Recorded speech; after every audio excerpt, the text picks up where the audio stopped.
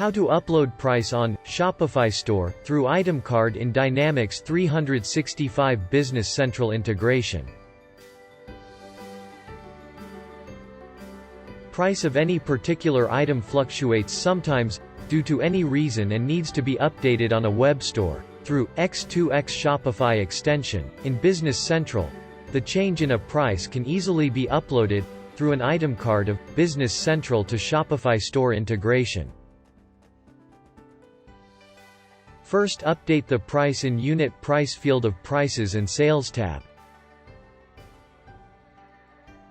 After updating price, go to Actions, then click on X2X Actions tab, and then Upload Price.